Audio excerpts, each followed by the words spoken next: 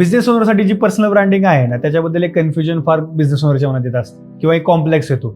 अरे यार, आपल्याला फॉलोअर्स नाही, व्ह्यूज नाही, लाईक्स नाही वाढते, आपण का कॉन्टेंट क्रिएट करतोय? हे बघा, तुम्ही काही इन्फ्लुएन्सर नाहीत, तुम्ही बिझनेस ओनर आहात. काही इन्फ्लुएन्सर हे बिझनेस ओनर आहेत, काही इन्फ्लुएन्सर बिझनेस ओनर झालेत. त्यामुळे भरपूर लोकांचे फॉलोअर्स काउंट वेगळे आहेत, त्यांची इंडस्ट्री आणि निश भरपूर सगळ्या लोकांचे वेगळे आहेत. काही लोकांचं सेम जरी असेल तरी ते इन्फ्लुएन्सर कॅटेगरीमध्ये जाऊ शकतात. पण तुम्ही जर बिझनेस ओनर आहात तर तुम्हाला एकाच गोष्टीवर फोकस करायचं आहे की तुमचं नॅरेटिव्ह आणि पर्स्पेक्टिव्ह तुमच्याकडे बघायचं लोकांचं काय, तुम्ही जेन्युइनली कोण आहात, तुमचं व्हिजन मिशन काय, तुमची कामाची पद्धत काय, USP काय, तुमची एक्सपिरियन्स एक्सपर्टी काय, ह्या गोष्टी तुम्ही लोकांपर्यंत शेअर करत राहा. त्यानंतर तुमचं ऑटोमॅटिकली जे तुम्ही आहात ते योग्य पद्धतीचं तुमचं पर्स्पेक्टिव्ह आणि नॅरेटिव्ह बिल्ड होईल.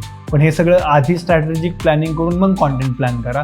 आपल्याला फक्त व्ह्यूज आणि लाईक्ससाठी किंवा फॉलोअर्ससाठी कॉन्टेंट बिल्ड नाही करायचं, तर आपल्याला पर्सनल ब्रँडिंगसाठी करायचं आहे. जरी तुम्हाला जास्त फॉलोअर्स किंवा व्ह्यूज नाही आले, मिनिमम 200, 300, 500, 1000 जरी व्ह्यूज आले, तरी इमॅजिन करा 1000 लोकांनी तुमचं पर्स्पेक्टिव्ह ऐकणं ऑफलाईनमध्ये किती मोठे दिसतील.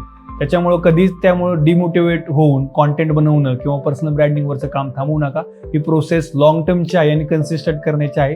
ही करत राहा. थँक्यू.